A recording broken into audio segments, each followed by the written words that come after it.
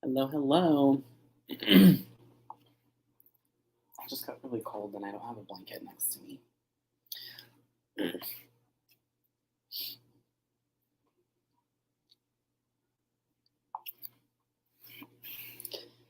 Good afternoon / early evening on this. Well, I was reading earlier here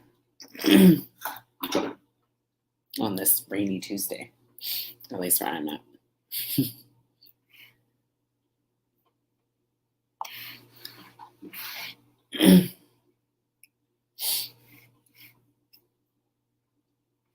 So I have no agenda for this live today. As most lives, I don't. I just kind of hop on and see what's happening or what will happen. So I thought it would just kind of be an open Q&A today. If y'all have any questions for me about anything in general, just related to, oh no.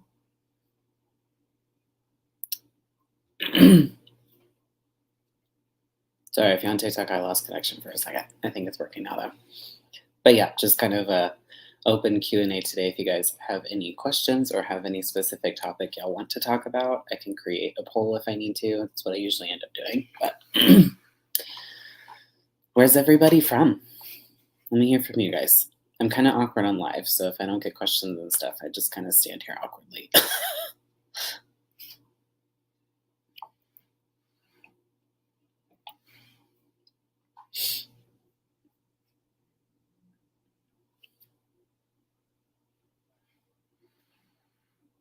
Yes, happy Pride Month. It's like a really busy month for me, so I'm not able to participate in any really festivities. I just started my semester for school literally yesterday, and then we're moving next week. It's just all kinds of cray-cray.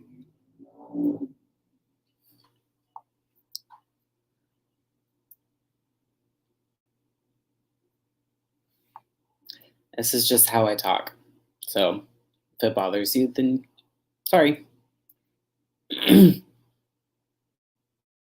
Massachusetts. My friend told me my pics are still on his social media. Yeah, ironically enough, so I've been out of the relationship for 3 years, and the last time someone told me that they looked, my pictures are still on his too. It's really weird how they do that. And when I was dating him, he had been divorced from his ex-husband for like 3 years, and he still had all the pictures of his ex-husband up. And here's the thing. I took pictures of my kid's mom, and I up on some my personal social medias, but we didn't have it wasn't a bad breakup, it wasn't an abusive relationship situation or anything like that. Like, it was about as healthy of a divorce as you could have. We're still really good friends to this day. So now, will I maybe take our wedding pictures down like after my fiance and I get married? Potentially, but it was a healthy thing. You know what I mean? But he had this whole thing about how his ex-husband was so abusive and cheated on him all the time and like all this and all of that. And I'm like, well, why would you want to keep that up? Like what? You know what I mean? Like, I don't know. So it is very odd that they do that.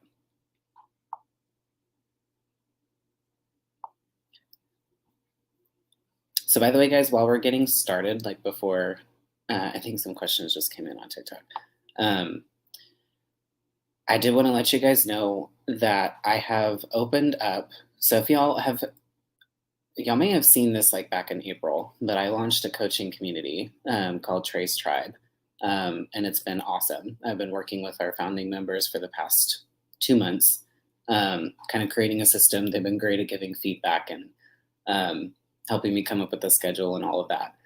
So this month I'm actually reopening the registration for Treys Tribe. So if y'all don't know what it is, Treys Tribe is a coaching community. It's very exclusive, where we work on all of the how-tos. So most of the questions that I get is, Trey, how do I deal with this? Or how do I overcome this? Like, how do I manage my triggers? How do I stop thinking about this all the time? I don't really get a lot of questions of like, well, what is this? Like, what is love bombing? What is gaslighting? Because there's enough information about that out there at this point.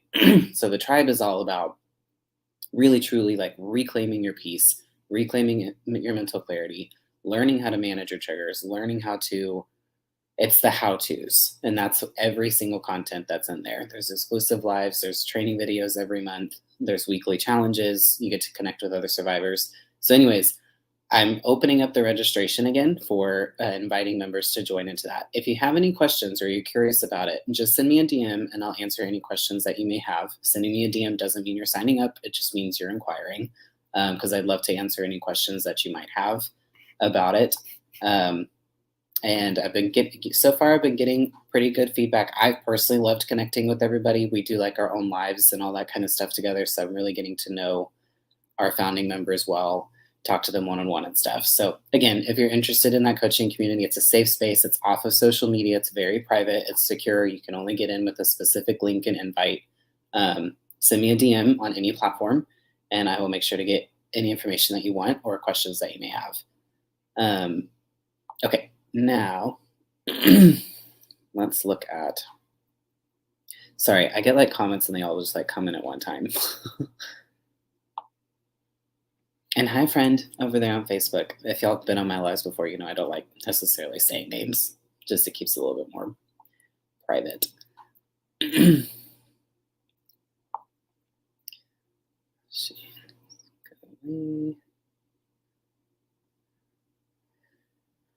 Ooh, hold on, sorry. Oh my gosh, I just had a bunch coming at once. Okay. What happens when the narcissist doesn't come back? Is that normal? It depends on the situation that you're referring to. If they don't come back, I guess I'll just kind of keep this a little bit general. So if like a narcissist doesn't come back, like let's say after they discard you or you discard them, a couple of things could potentially be happening. Sometimes they like to go silent and ghost, and it's kind of a manipulation tactic to where you end up reaching out to them, because especially with just all the unanswered questions that happen in these kinds of relationships, we're left with a lack of closure and there's a lack of accountability. We're never going to get answers to most of the questions that we have. So sometimes, and they know that, like they know what they're doing. So it's another form of power and control where it's like, well, I'm just not going to talk to them because I know it will drive them crazy because I left them in this like kind of chaotic mess. And so they'll do this in a way to get you to reach out to them. It's called a reverse hoovering attempt. So instead of them making the direct contact to hoover, they kind of go silent and get you to do it. And as far as like, is it normal or typical? I'm going to tell you the same thing that my therapist told me. There's a lot of things that like narcissistic people do that are like commonplace. Like it's common that we see this, but it's not black and white where they all do it. So like for me, my narcissistic ex, I think he was smart enough to know that I wasn't going to take him back in a romantic way. So he never really pursued a hoovering attempt that way. His version of hoovering was trying to stay friends with me. So like there was hoovering, but it just looked different than what most people hear about when it comes to hoover. I hope that answered that question.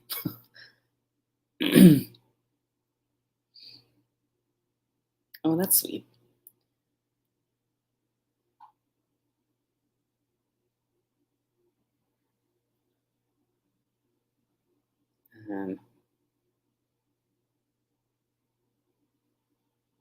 Could I say the name again? So it's called Trey's Tribe. So it's either, and you can DM me if you have any questions, but you can also go to the link in my bio in all of my platforms, and it's like the second thing that's on that page. And I saw your question too about how you have a poor past and don't know what to do. If you don't want to necessarily like talk about it in more specifics on like a public live, just send me a DM on what you're referring to specifically, and I'll see if I can help. I'm not like a licensed therapist or anything like that, but I can see what I can do. Oh, this question. I hope you're still on here. I was discarded a month ago. So why do I want to keep checking his social media? I struggled with this one really, really bad. So if you don't know my story, so I left him. Well, actually I kicked him out, but I kicked him out and I ended up not being able to go no contact for about 5 months. No contact was this very big, almost like giant mountain that I didn't know and didn't think I was capable of climbing like all at once. It just seems so insurmountable to me. Because if you think about it, like we get trained to where like our entire concept of self is really wrapped up in this individual. So trying to like imagine like just not being in contact with them at all was very difficult for me to get to emotionally. So I ended up having to do it in stages, which I can talk about that in a different a different topic. But the thing that I struggled with the most with the no contact was checking social media. And this actually happened for me. This wasn't triggered until I had found out about the cheating because I didn't find out that he had been cheating until after the relationship was over. And that's quite a funny story too. But well, not funny. It was actually pretty dramatic. But when that happened, it was like any version of the facade that I had about him or idea about who he was as a person completely shattered when I figured that out. Because if I'm honest with y'all, like there was a ton of red flags that I saw at the beginning. So a lot of things that I found out were going on, or things that he had been lying about, none of it really surprised me. I was just kind of like, well, I'm not shocked. But the one thing that I actually thought that he was genuine about was that he would never cheat because he again kind of told me this story. How much of it is true or not, I don't know, about how his ex-husband cheated on him all the time and he knows what that feels like, so he can never do that to someone. And that was one thing that I actually felt like he was genuine about and he was honest about. So when I found, and it was like all this other stuff I was finding out, like I said, didn't surprise me. And so I was like, well, he did all this, but at least he was faithful. And that phase only lasted for like 2 weeks after the breakup. And then that's when I found out that he had been chronically cheating for the last 5 months of our relationship, like just very violating. It was happening in our home. He would like so he usually got off work between 5 and 7. I didn't get off until like 10 p.m. So he would like be doing this at home and then come visit me at work right after. So it was very traumatizing to figure all this out. When that happened and I figured that out, that's when I like became like this expert at social media stalking. Like I was impressive, and how well I got at it. And it felt very addictive. It felt very out of my control. And I can't say that this is necessarily what's happening to you, but I know for me, for some reason in my mind, it was like a way of me to find answers. Like it was almost like seeing what he was doing now somehow explained what happened in the past. Or I was like, you know, checking on like people that I didn't like. I was even cyber stalking like it was bad, y'all. I was even cyber stalking like other people that he was like adding on Instagram and stuff. Like it's hard to talk about because it's so embarrassing. But I mean, it is what it is because I was looking for some sort of explanation. Like I was looking for something to make sense. Obviously, it didn't help, but it was also a way for me to channel. Like that's the best way I can explain it. I was channeling this energy of just needing that accountability, needing that closure, needing answers, and I channeled it into social media. It is something that's very, very common that a lot of survivors deal with in checking social media. The thing I will tell you though, and about this specifically, whenever they leave or whenever you ask them to leave, they live their life as though you were watching. So, and that's how they portray themselves on social media, what they do with the new supply. They do everything as though you're watching them. It's like this fantasy of theirs. So I would just be very careful with this and just keep that in mind. And I would ask myself this question of what am I really searching for in this moment? And am I actually going to find it? What is the best possible scenario that can come from you looking at his social media right now? And what's the most likely scenario? And the most likely scenario would be, it would trigger me. It would make me sad. It would, whatever the negative consequences were, those were more likely to be the ones that happened. And asking those questions and bringing that logical thinking in before, and not acting on emotions necessarily, that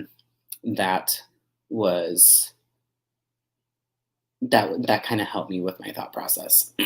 So just try to do that where you just pause and bring your logical thinking back into it.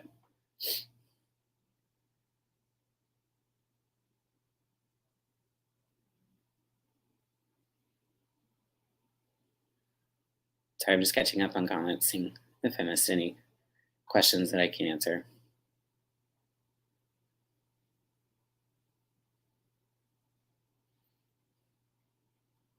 If you like, if you have any concerns about like the tribe or anything like that, just send them to me on a DM and I'll answer them after the live. No question is the wrong question. Just shoot it over to me on a direct message.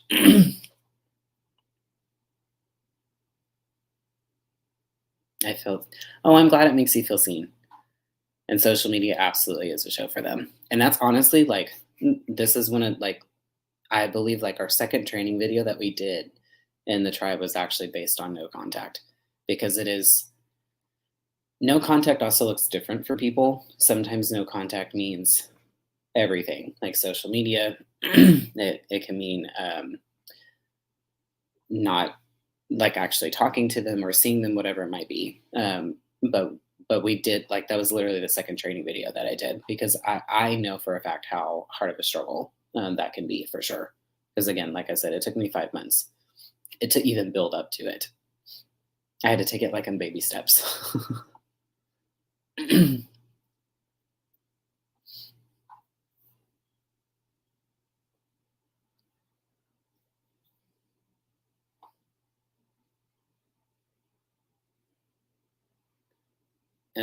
Okay, so what if they stopped posting and changing their profile picture and all that like they used to, or a public post?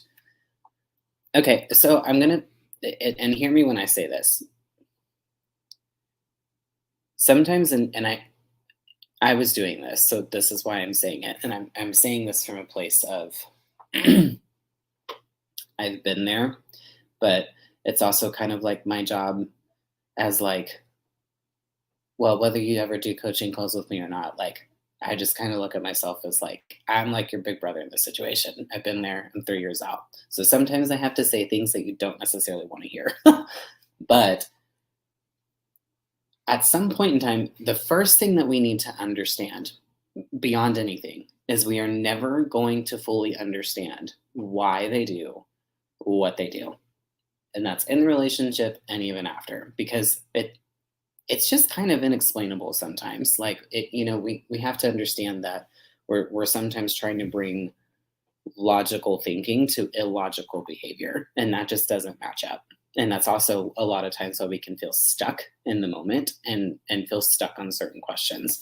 So we have to realize that, and we can't really ever reach like full acceptance about our situation or about who they were as an individual if we don't first accept the fact I'm not going to be able to understand all of this. And there's a reason why you can't understand it. You don't understand it because you're not like them and you're not capable of it.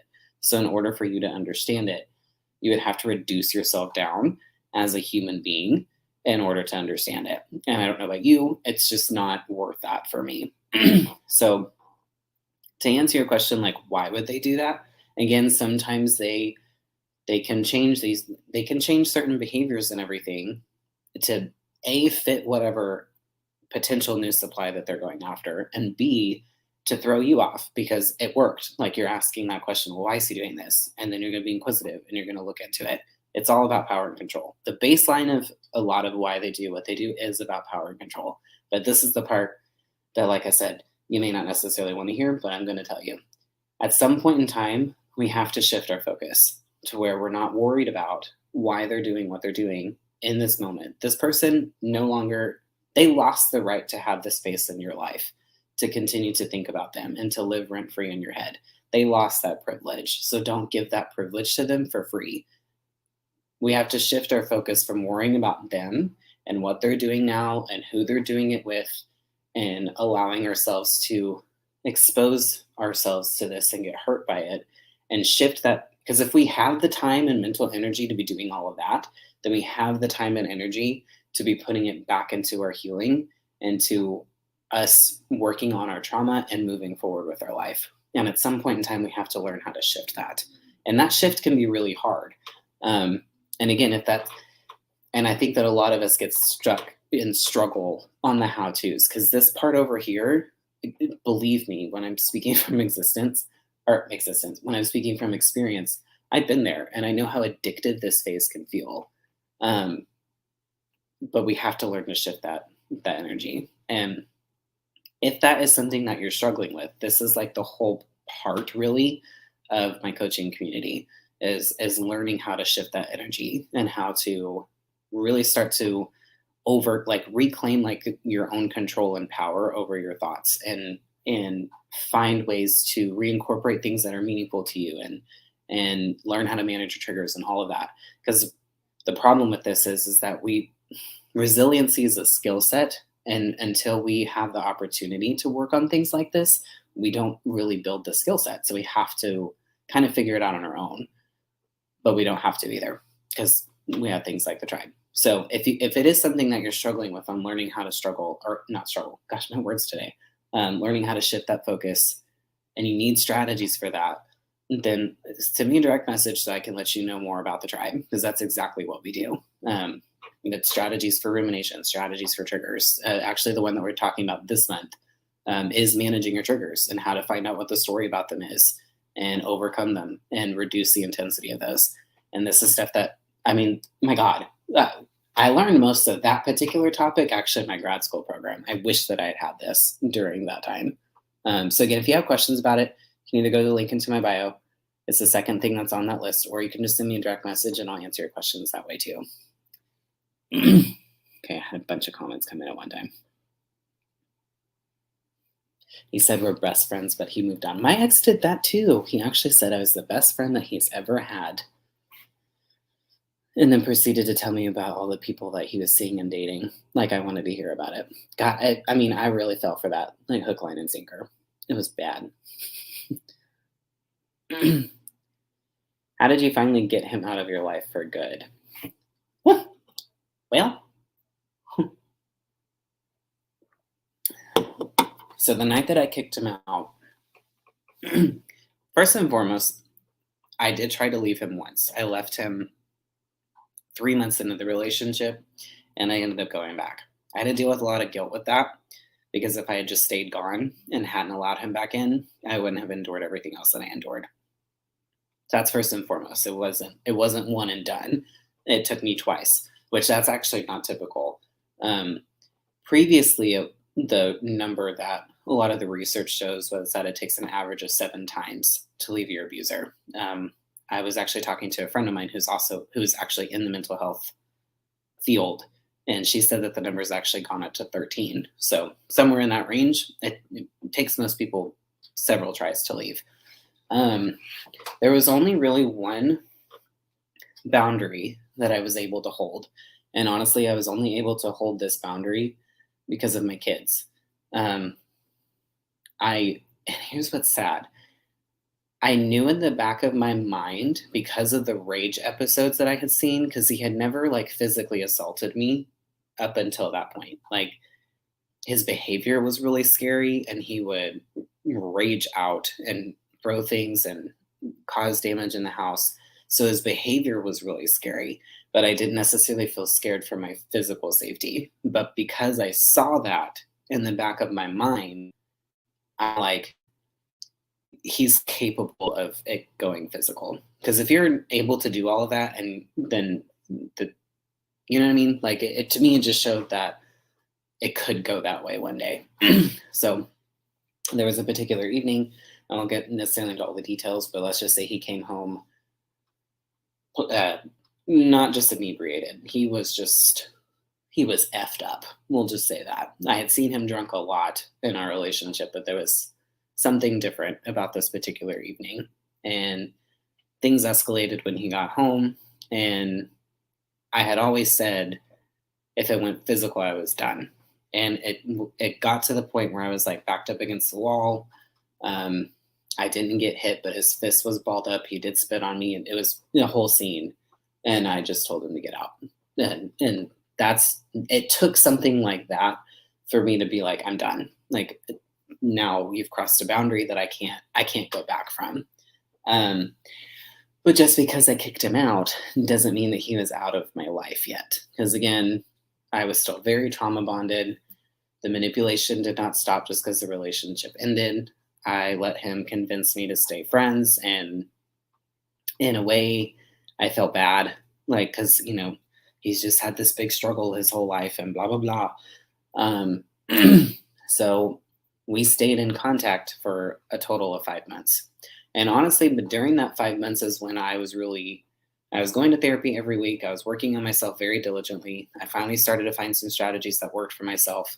And as my self worth began to build, and I also started to see him for who he really was, by the time we went no contact, I was so ready to be done. Like, because one of the things that kept us in contact was he was paying me money that he owed me every month.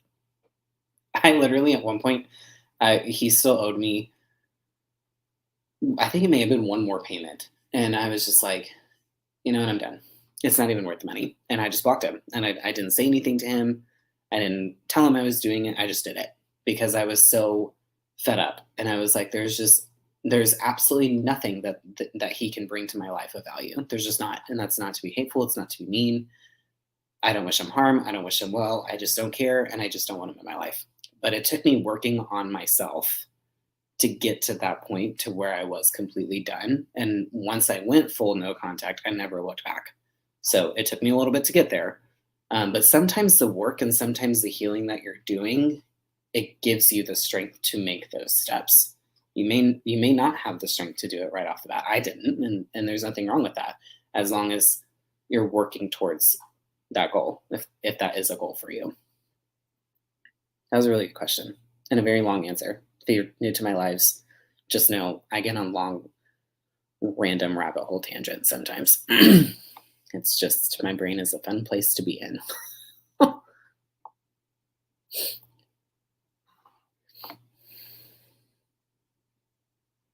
Okay, looking at comments, sorry, and I'm staring at the staring at the thing. Y'all are kind of quiet over there on Facebook. Do y'all have any questions for me? Mm.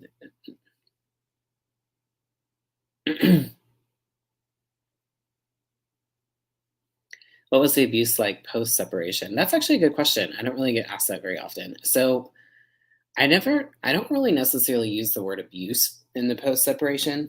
I mean, I guess it is, but it was more manipulation than anything. Like the lies continued. He was constantly competing with me, like constantly. Um, so like if I posted, because I started testing him at one point. Like if I posted a selfie on Snapchat, all of a sudden he would post a selfie on Snapchat. Like I started to like lose some weight. And so I posted these like progress pictures, and then like a week later he had done this like big massive photo shoot. So if he found out that I was on a date, then all of a sudden he was telling me about this blind date that he was set up on, that I ended up finding out was completely lie. Because here's the funny thing: the gay community is a small community. Like you're only about 2 degrees of separation from people in the gay community. So the person that he told me he was on a blind date with, I ended up meeting this person on a dating app. And I was like, this is weird for me. Like, you just went on a date with my ex. Like, no drama. That's just weird. And it turned out he had never actually met my ex. So it was just like, again, he was just being exposed for who he was and the lies and all of that. And so it was just like, so I guess that's why I don't necessarily call it abuse in the sense. There was one particular time where he made this whole spiel about how much he missed me and he missed our family and he missed our home and this and that. And it like kind of, obviously I was still pretty trauma bonded. So I was kind of like, it was tugging at my heartstrings or whatever. And I was like, oh yeah. No, it was weird because I wasn't even necessarily considering taking him back, but it just was like, I don't know. We'll just say it just made me emotional. And then the next day he's telling me about this guy that he hooked up with the night before. Whether it's true or not, I don't know. But it was just like, you were just sitting here talking about how much you missed me and missed our family and blah, blah, blah. And now you're telling me about this. Like, it was just very toxic. We'll just say that. We'll just leave it at toxic. But it just, and I can think of more examples, but it was just continual lies, continued manipulation. I called him out when I found out about the cheating. I actually specifically, I sent him the screenshots. He still denied it, was gaslighting the crap out of me. And he would say, oh, so you're just going to believe these random random queens over me and blah blah blah, like, so just still no accountability. Any situation he was trying to manipulate and control, even something as simple as getting off my phone plan, so it just didn't stop. And for me, it just was like, this is how he was through the whole relationship. Like, this is just who he is. So for me, it was more of a continual stripping down of the facade for me to see who he really is. And honestly, I still to this day don't know who he really is, because I don't think he even knows who he really is. When you spend your entire life lying about yourself and lying about other people, you don't have a concept of self.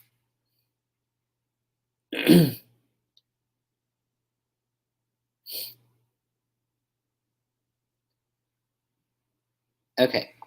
Mm,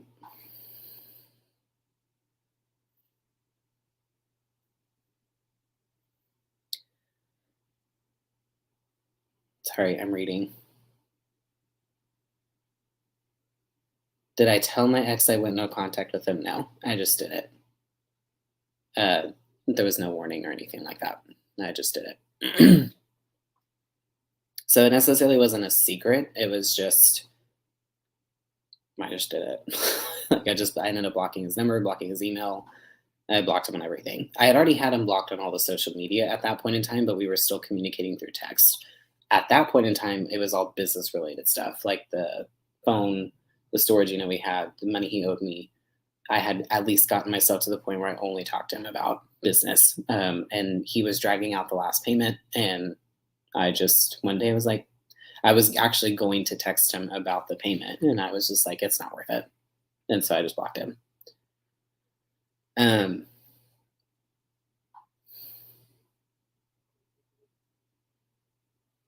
Sorry, I'm just really trying to figure, this is such a delicate situation over here on Facebook. First of all, I appreciate you asking this question and being vulnerable about it, because I know it's probably not easy to talk about. Um, but when it comes to the word I'm going to have to use so I don't get kicked off, coercion, I just have to use that word. When it comes to that, it's one of the most violating forms of power and control that you can have over someone. And it absolutely affects your value and it affects your worth. And understand that when it's something that you're being manipulated into, it's not consensual. Like, it's not. It is a form of abuse, 100%. If you're on TikTok, I would highly recommend following someone called Mending Me is her handle. She actually talks about this subject quite a bit, way more. She does it way more justice than I can do. And she is a genuinely wonderful person. So she's over on TikTok. I don't know if she's on Facebook, but her handle is Mending Me. And go watch some of her videos, because that's the main topic that she discusses. But as far as like, how do you save yourself from a situation like that? If you're able to get out, like, if, obviously, I don't know all the details of the situation. If you're not living together and all of that, if it's just kind of like simply that, for the most part, the way to empower yourself to save yourself from something like that and to get out is to ask yourself questions about yourself. Like, how do you wish someone was treating you? How do you wish this aspect of your life looked like in a relationship? How, if you don't have a lot of self-worth, which I didn't for a long, long time, ask yourself some questions about, how do I wish I saw me? How do I wish I felt about myself? And is this person going to help me get to that place, or are they going to keep me further from it? And you just have to really walk yourself through some tough questions. And nobody can tell you what to do. Like, even in my one-on-one coaching calls that I do, I never tell people what to do. I do what I'm doing right now. These are questions to think about, because when you can make your own decision, that's when you are more empowered. Nobody can make this decision for you. But the thing that I would just truly ask yourself is this person going to help me get closer to the person that I want to be? And if the answer is no, then you might need to make a difficult choice. And even if it's, here's the thing, even unhealthy and abusive relationships like this, they are not easy to leave, because we are so entangled in it, and we have our concept of self gets so wrapped up in these individuals that it is hard. It is one of the hardest things that you will ever do. But I promise that when you do, and if you do make that decision and you move on and reclaim your life, I promise you that your worst day without them is better than your best day with them. Hands down, every time, I can guarantee it. It may take you a little bit to get there and to really feel that, but when you look back, you'll realize that. And just stay safe. Ooh, sorry. That just got me worked up a little bit. Ugh, I hate crying on camera. Okay, so if you're struggling feeling hatred towards the narcissist, ooh. Okay, so week 7 in my course that I have, which is called the Narcissistic Recovery Toolkit, is all about finding closure. And it actually goes into this topic about letting go. I don't care what route you choose, whether it's forgiveness, whether it's finding peace, whether it's you have a mantra, you do some sort of spiritual practice. You have to remember the motive behind it, which is letting go. It's not about justifying their actions. It's not about saying their actions are okay. It's not about giving them space to invite or having space to invite them back into your life. It's nothing like that. What it is it's about we have to find a way to release the burden that their actions have put on us, because these actions that have been done against us, they leave us with chains, and these chains are very heavy and they carry over into every aspect of our life if we let them to. And it's really, really, and hatred is kind of one of those emotions. I heard a great quote that hatred or bitterness or that kind of stuff, it's kind of like drinking poison and expecting it to affect the other person. That's really what it is. We have to find a way to release that and to let it go. And it's not easy. It feels very unjust that we have to do that. So I get it. But we have to remember like the purpose of it and why it's important. Because if you can't get to that point of why it's important to release the hatred, then it's going to be very difficult for you to do that. And that's why I have a whole week in my course about it. That's kind of how we wrap the whole thing up in week 7. Because that was absolutely the hardest part for me, was just letting go, by far.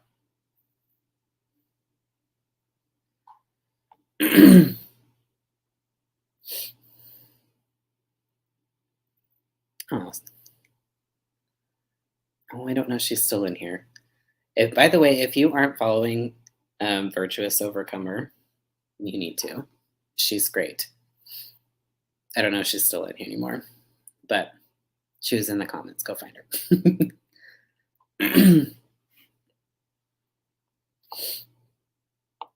Oh, this is a good question. Does telling your story affect your current relationship? No, actually, it does not. I actually didn't start telling my story on a public platform until after I was in my current relationship. So he's actually been extremely supportive of it, because he knows I'm so far removed from my own story at this point. It's almost like when I think about it, it's like I'm watching a movie. Like the emotional attachment's not there. I don't know if it's a good thing or not, but it feels like I'm very dissociated from my own story. And I think it is a good thing. It's just because I process so much and I've worked so hard on it. And what this is this isn't me telling my story to relive my past. What it is, it's me telling my story so other people can identify it with it, so that way they know they're not alone. Like, this has truly turned into a passion of mine. It's something that I will continue to do until I feel like the Lord's told me to move on. Which I don't know when and if that ever will be. But it's more me telling my story empowers other people for their own healing journey. So that's why I do it. And he knows that. It has never once been brought up in conversation. He's never once said anything or asked or been concerned or anything like that, because I think it's pretty evident that there is no connection to my own story anymore, emotionally or spiritually or anything like that. It's just my story. And it doesn't define me. It's just it's part of the journey that got me to where I'm at. But yeah, I didn't even start doing this until after he and I were together. We had been together for a couple months at that point already.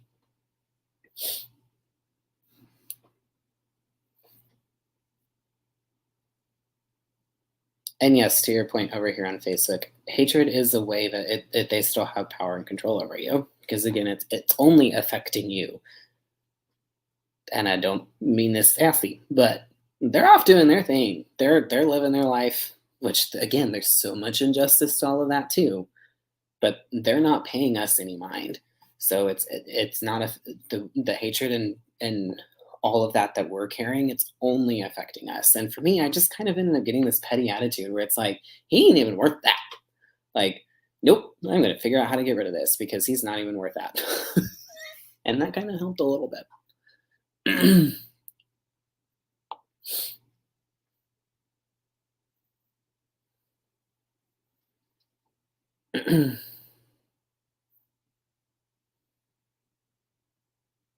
Now, with that said, like the anger and hatred, it is a natural phase to this. Just don't get stuck in it. Like, because, ironically, someone just commented over here on TikTok too that anger helped them move on. In a way, it helped me move on too because it was a way of me realizing who he really was. And so, in a way, it kind of helped me reach acceptance. I just didn't allow myself to stay there for too long.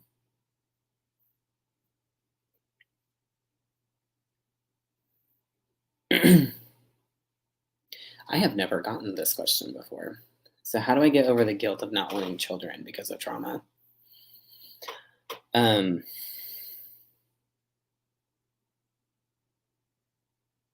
I if that's a decision that you've made, then I don't think there's anything to be guilty for. Like I really don't. Because it's your life, it's your journey. Um, and it's also your body. Do you know what I mean? So if that's where you're at right now, then just accept that that's where you're at right now. That doesn't necessarily mean it's where you're going to stay, and it may. And if it is, it is. But maybe just accept that's where I'm at right now and just leave it at that. Because if that's where you're at right now, that's okay.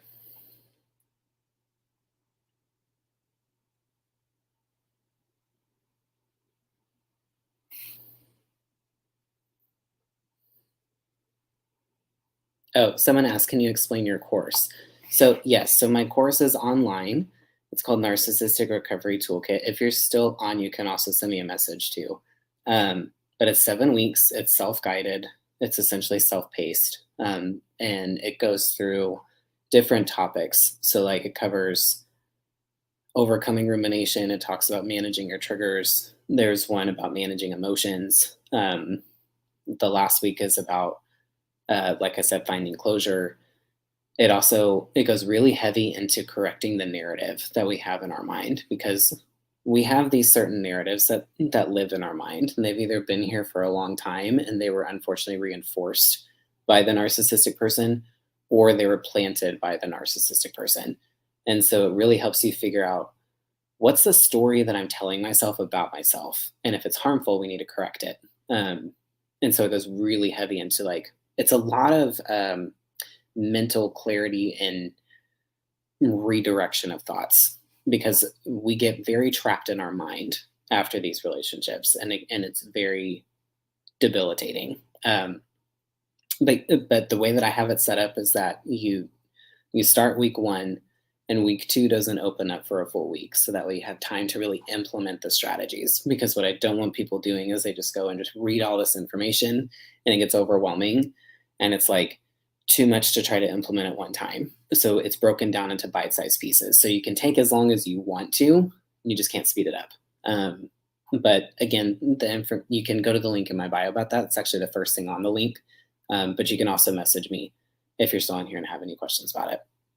It's essentially a culmination of the strategies that worked for me at the time, plus what I've learned in grad school, because I spent a whole semester learning about trauma and how it affected the brain and mental health and strategies. And I was like eating it up. I was like, oh my God, I wish that I had known this back then. So it's a combo of my lived experience and clinical training too.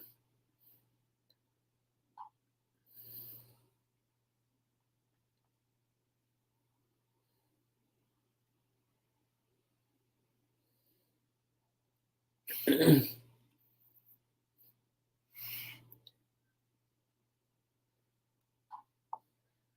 swear.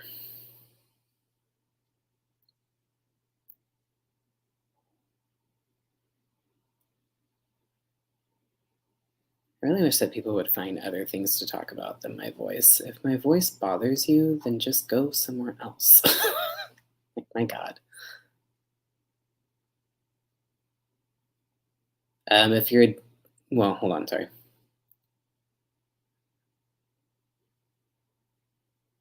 Someone said I didn't realize I was being abused until after I left.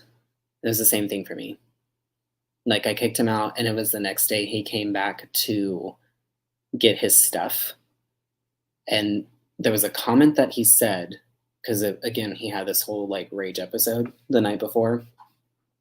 And he said a comment about, like, if you had just done XYZ, I wouldn't have acted that way. And here's the thing, my undergrad degree was in psychology. Like, I studied abusive relationships, and I still was completely oblivious. I knew it was unhealthy, but I never would have used the word abusive.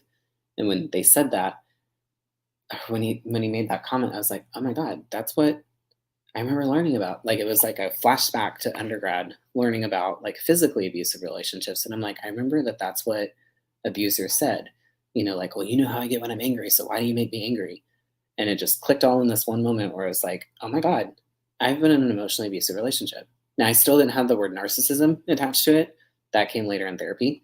Um, and part of the reason why we're so blind, and it's not necessarily that we're blind to things that are happening, it's what's happening in our brain. So, and again, and actually, week one in my course goes into how trauma affects the brain.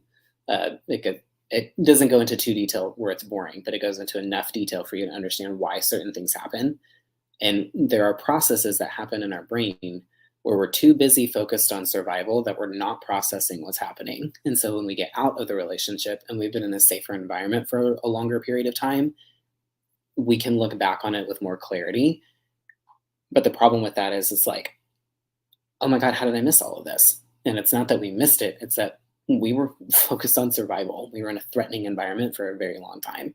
So that's literally week one, is it goes into the different parts of the brain, how it does that. It explains why we went through, why we experience things like that, but also why we're experiencing what we're experiencing after, like rumination and emotional dysregulation and all of that. Because I don't know, for me, learning about the anatomy behind it made me feel less crazy because I'm like, oh, okay, so there's an actual explanation to why I was dealing with this. So it helped me quite a bit. And that's why I shared it too.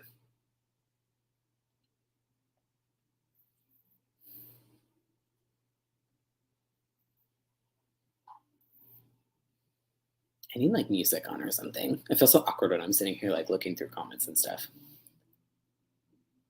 Oh, this is a great question. Okay, so it's over here on Facebook. So if you're on TikTok, you're just gonna have to listen. So how can I get other people to stop bringing the narcissist up? I have heard like it happened for a reason. It was a journey, et cetera, et cetera, et cetera. So here's the deal. So one of the things that was happening to me quite a bit was there was a couple of friends of mine who they decided to stay friends with him on social media. Well, one friend I had, she did that. There was a reason that she did that. She did it because she kind of wanted to keep an eye on him. Like it was a way to help kind of be protective of me. Um, and then other people, I think just kind of wanted to watch the circus, which I mean, go for it. It's very entertaining. Um, but because of that, they were coming back and just being like, so they were actually bringing up what he was doing. And they were like, oh my gosh, can you believe what he just posted on Facebook and this and this? This had to have been about you. And so they were like sending me screenshots and this and this. And I know that they were like trying to be like supportive and point out what a asshole he was. And like I know that that was their motive, but it was just not helpful. Like, and it just absolutely was not helpful.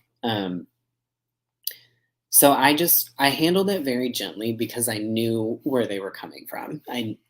The problem with some of our friendships or family is that they're not trying to be harmful, but because they've never been through this, they don't know the best way to handle it, and so they can accidentally end up becoming harmful in some of the things that they say. So it's not that I cut any of these people out of my life. What I did was, I just explained, and as kind of basic as I could. I was just like, I know that you're saying this because you're on my side and you see him for who he is and all of that. And I can't tell you how much I appreciate that. Where I'm at in my journey right now is I don't want to know anything. I'm actually trying to get to the point where I stop thinking about him and stop talking about him. So if you want to stay on his social media and just watch the circus, then by all means go for it. I just don't want to know anything right now. If that changes, I'll let you know. And I just asked them to just stop. I was polite. I was super nice about it. Like, that I validated that I knew where it was coming from them. But I just asked them, like, right now, what I need from you, if you want to support me, I just don't need to know anything. I don't want to bring him up. If I want to bring him up, I'll bring him up. And then you can give me all the tea. So I just handled it that way. And some of my friends, like one of my friends, she was completely honest with me. She's like, yeah, I don't trust myself to like not give you the tea, so I'm just going to delete him. And I so appreciated that. So she did. And a couple other friends, they were just like, okay, like, and they were fine with it. Um, because if they really are, again, if they really are trying to be supportive of you, then they're going to want to support you the way that it's helpful and necessary. Um, and that's all that I literally one conversation. That's all that it took. And if they don't honor that, then you may have to be more firm about it. But hopefully they will, because if they are saying those kind of things to you, they're trying to be helpful. It's just not. That's a great question because that happens quite a bit.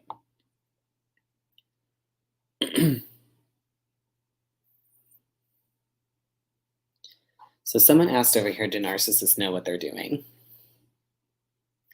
So I got into a real big debate with someone on Instagram about this. Absolutely they do.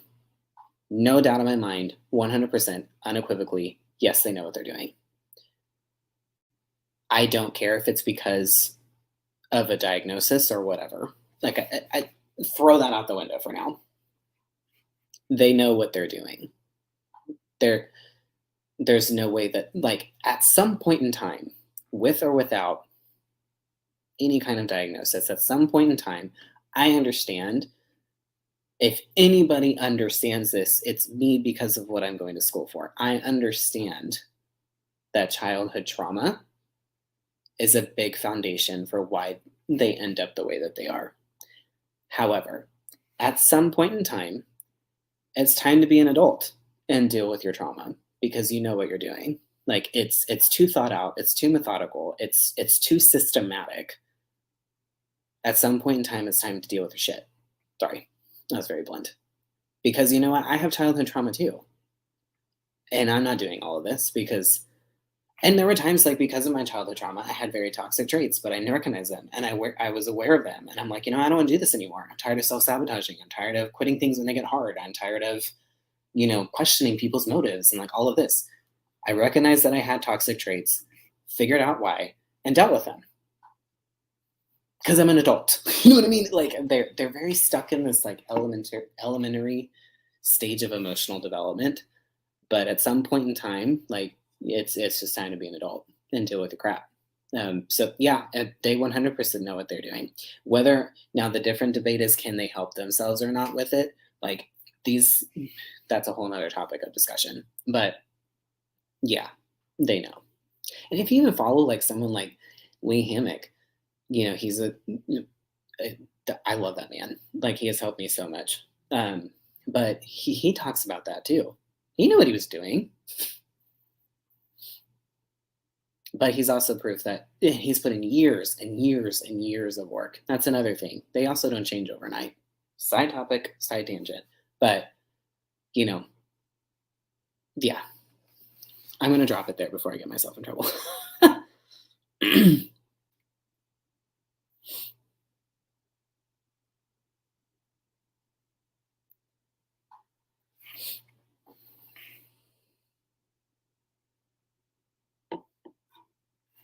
I'm sorry it's been a hard day for you. And you know what? Just be okay with the fact that it's a hard day. Because hard days happen. And it's okay. Oh, hi, Bree. I don't know if you're still here. By the way, if you guys are not following Bree, If you're still in here, Bree, will you make another comment?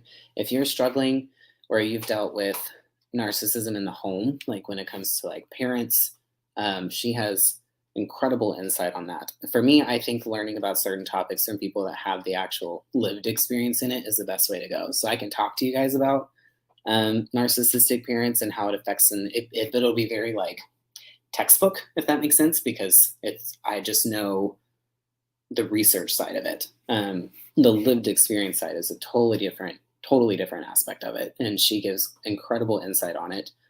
She's very, I don't want to tell her whole story, but she's very open about um, just kind of her trauma responses to that, how she manages them. Absolutely go follow Miss Bree. She's fantastic. And she also offers one-on-one coaching. And I know she does group coaching too.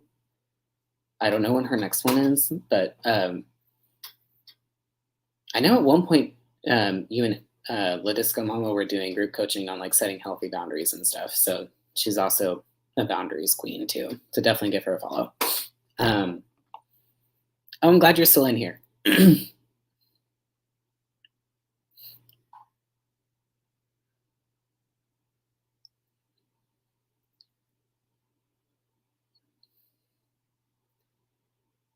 And yeah, I have to get, so her handle, she changed it not that long ago. So now I have to get used to the new one. She just commented on there. Her name's Bree. And it's discovering me with Bree, right? You changed it on me.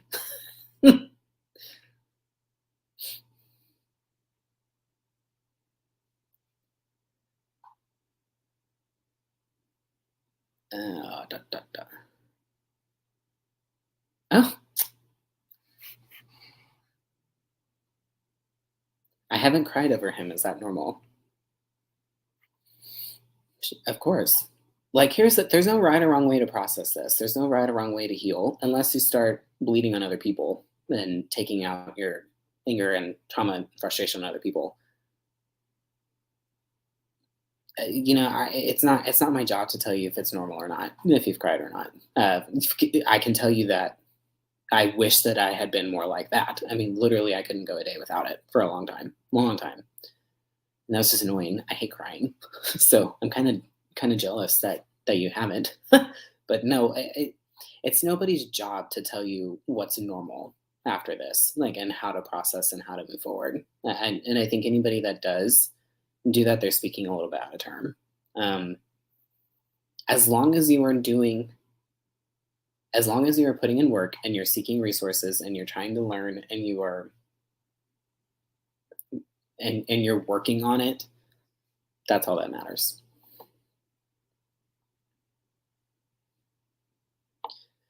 Can a narcissist ever get healed? Um, well, I'm just going to quote Lee Hammock on this because he's a self aware narcissist and he is the first person to say that he will always be a narcissist.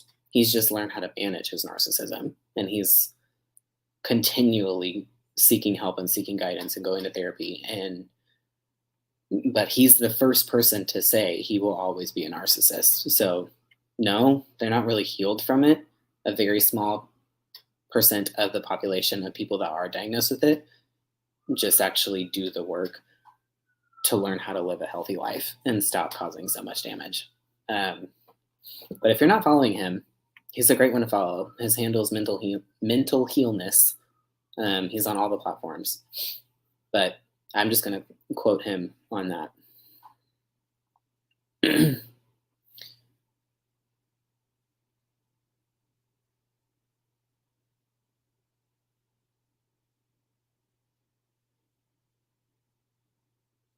Okay, so someone just asked this question over here on Facebook. Sorry, I just saw it. You posted about 10 minutes ago. But so in summary, did you notice the difference when you're in a healthy relationship that the world won't end if you're doing chores, noisy, that you won't be judged? So I actually did. I don't think I posted it over on Facebook yet, but I posted a video over here on TikTok about dating after narcissism, and one of them was about like having flashbacks to like when the narcissist would yell, especially if you were like being too loud or making noises or this or that. And so I just did a video on this not long ago.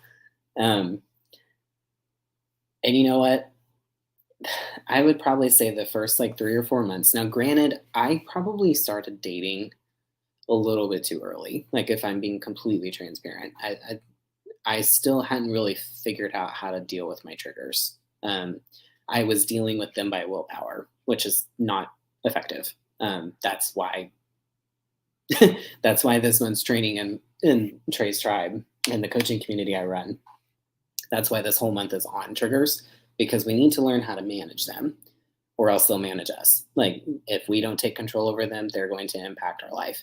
Because when you get into new things, like whenever you are ready to get there, new relationships or trying to develop new friendships or anything like that, when you take those next steps, you're going to run into a whole new set of triggers that you're not going to run into until you just get into this next phase of life. So it's very, very important to learn how to manage them. And I didn't have that skill set yet. Um, but it took me several months to get to the point where I truly had to choose to trust him. I had to choose to stop waiting for the shoe to drop and understand that I trusted myself enough that if I were to see the signs, I would act on them, that I had worked on myself enough to respect myself and expect respect, a mutual respect in a relationship. It took me a couple months to get there, but it was literally like I'm honestly surprised he stuck around. Fortunately, he has his own trauma, so I think he just kind of understood where I was coming from. But I just woke up one day and I was like, you know what? At the end of the day, I can't control what he does now or in the future. The only thing I can do is control myself. So I'm just going to choose to control myself and trust myself enough to make the right choices if I ever need to. Until that point, I'm just going to enjoy the fact that so far this relationship is so much better than my last one. And that's just kind of the mindset I had to take.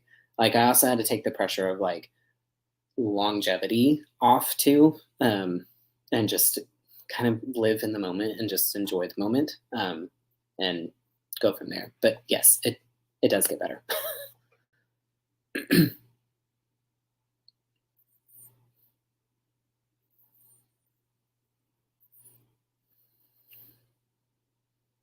I love your videos on after; they're so accurate. Oh, thank you.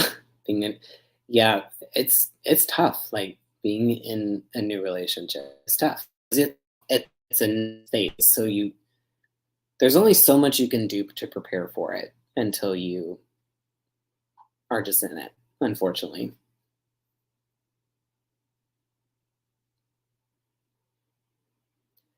Okay, guys, I have to watch the time because I have a group coaching at 6. So I'm going to give myself like 10 more minutes so I have a little bit of a break before that starts. Um, so before I forget, I'm reopening the registration for my coaching community. It's called Trey's Tribe. It's a very private and secure um, community of survivors that's off of all social media. We do monthly coaching videos. We do monthly lives that are exclusive. We do, like, I call it speed coaching. It's where you come on and just have like a quick like 5 minutes with me and the group and whatever. And then we also do something called survivor interviews every month, where I actually interview other survivors of narcissistic abuse so they can talk about what they did to heal. We chat privately, all this kind of stuff. So if you have any questions about it, send me a direct message if you're interested or anything like that, or just have questions. And I launched it in April. I've been working with the founding members for the past 2 months to kind of create a system. So we have a system down now. It's only $37 a month. There's no, like, you can be in it for a month and that's it. There's no, what's the word I'm looking for? Commitment. It's until you feel like you've gotten what you needed out of it. But we have a great group of survivors in there. There's already 2 months worth of content that's in there, so you're able to hop in and immediately start working on things. So if you have questions, can back to talking about it for too long. So if you have questions, don't hesitate to message me. I'll answer any questions you have. Just because you message me doesn't mean you're signing up. I won't be offended if you don't. Just want to answer questions that you may have. But it's all focused on the how-tos, so we don't really talk about the narcissist or the abuse cycle or anything like that. It's about the moving forward. The course is absolutely amazing. Oh, thank you. I'm really glad that it's helpful. I wanted it to be this and the coaching community, like my course in the coaching community. I wanted to be the resource that I wish that I had had. Because the isolation especially with the coaching community part, the isolation was killer. Like, even though I still had friends and like all of that, I still felt so incredibly alone because it was like nobody understood me. Yeah, you know what I mean? That's just what it felt like. Oh no. Sorry, apparently I'm at 20% or left on my phone. So it stopped for a second. um, so so the question of monthly group meetings or weekly. So yes to both. We have something that we do every week. So like the first week of the month, I put out the training video for the month, and then I send you weekly challenges about the training. Week 2, we do a live together. Week 3, we do another live together, and then week 4 is when I post the interview. So there's something that we do every week, once a month, if that makes sense. So you can sign up for it if you just go to the link in my bio. It says like beacons. So go to that beacons link. You click on that. It's the second thing on the list. It says Treys Tribe, and it has a bunch of information on that. But if you would like any questions answered, please don't hesitate to direct message me on any platform. Did my questions get filtered? Maybe.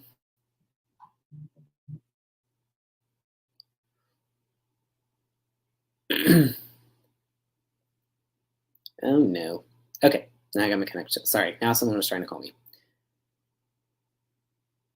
I think your questions did get filtered because that's the first time I've seen you pop up. And by the way, guys, like literally how it works on the TikTok specifically is I will get like, they'll pop in at like 25 at a time. So I do miss stuff sometimes. I never do it intentionally, but I that's the first time I've seen you. Well, I've seen your comment, I should say that.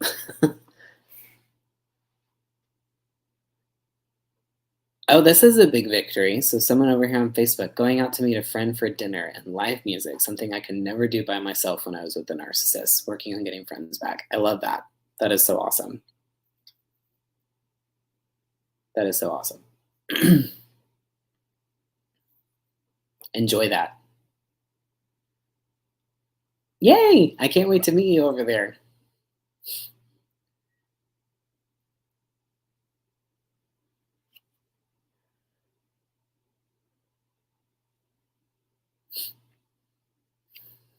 Okay.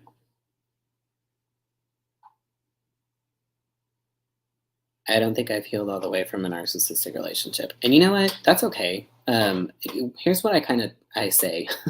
For me, getting over the immediate trauma is just step one. Like, so I'll tell you a little portion of my story.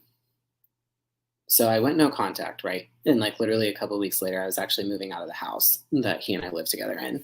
And at this point, like, I know my trauma bond's broken. I'm indifferent.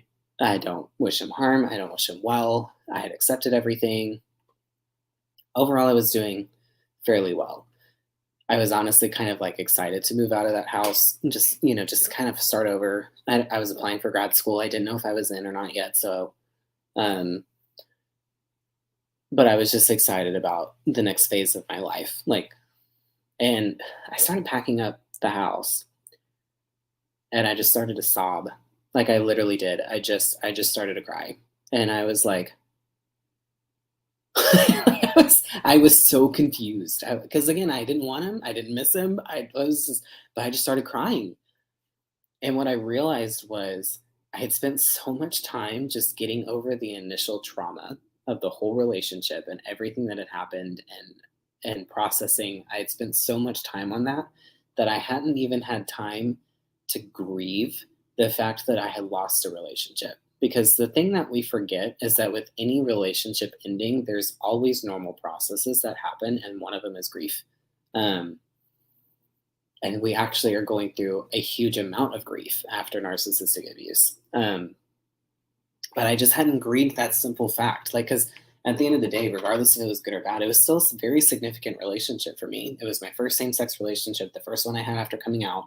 We lived together. He was a part of my kid's life. Like, it was very, very intertwined. Enmeshed is probably a good word. I don't know if that's the right word or not. And I just hadn't grieved that. And there's different, like, healing's not linear. And I know that you hear that a lot, but it's truly not. Like, you go through different phases of the grieving process, and getting over the trauma is kind of step one. I don't think it takes you forever to get over the narcissist. I think that that part actually takes not as long as we think that it does, but it's the journey after that. It's the, okay, how do I not get back into this? These kind of relationships help bring questions to the forefront that need to be answered, like what's happened to me along my journey and along my life that's allowed me to accept these kind of behaviors. And that's really where the real work comes in. But it doesn't have to do with the narcissist. It's just about developing your self-worth and self-value enough to not repeat the cycle. Ugh. Okay, I got your question. So my soon-to-be ex-husband did a complete 180 from bad guy to good guy and doesn't want divorce. What do I do? Okay, I'm going to ask you just this one question. Again, I don't like telling people what to do, like as far as like what route to go. I'm just going to give you some questions to think about. Ask yourself how long this change has taken. What I mean by like, okay, so he was like bad guy and then all of a sudden he's this good guy. How quick was that transition? Because if it's a quick transition, then that means several things. Number one, it potentially is not true. Number two, if he was able to do it now, he's been able to do it the whole time. So why now? And you can also even go back and reflect in the relationship about like after fights or anything like that, was there a cycle of like maybe he was better for a week or two and then it all went back to right where it was. The thing that I will warn you is that this is a very common tactic and it's called hoovering. And it's where they're trying to get you back in. They're trying to hoover you back in, like a vacuum cleaner. And they're trying to like suck you back into their web. If that really is, now again, and I'm going to balance this with, I think that any person and any human being is capable of change, but I'm also realistic that change does not happen overnight. I couldn't heal from this relationship overnight, so how the hell could he become a brand new person overnight? It just doesn't work that way. I keep referring to him, but you even go look at Lee Hammock's story. He has been in therapy for years. I want to say he's told me before, but I think he said it was 2016, maybe even before that he started going to therapy over this. It's been years of work. And he even talks about like, he still has certain things that he struggles with. Healing does not happen overnight. And by them doing that, again, it shows that they were capable of being the good guy this whole time and they never would. So these are just things to think about. And the only warning that I will give you is that when it is actual hoovering attempts and you go back, it will probably be better for a little while and it won't go back to the way that it was. It will most likely be worse. And that's just fact. Because here's how it happens is when we go back, what that shows them is, okay, I got away with this much. Like if here's the line, I got this close to it. So how much closer can I get? Or can I push that line? Because they tolerated this much. So how much more can they tolerate? And it's like they keep pushing it and keep pushing it every time we go back until it can become a very dangerous situation. So again, I'm not going to tell you what to do. I'm just going to encourage you to just really, really use logical thought process to answer these questions and to come up with an educated answer. Either way, on that. I hope that was helpful. And I know it's probably not what you want to hear, but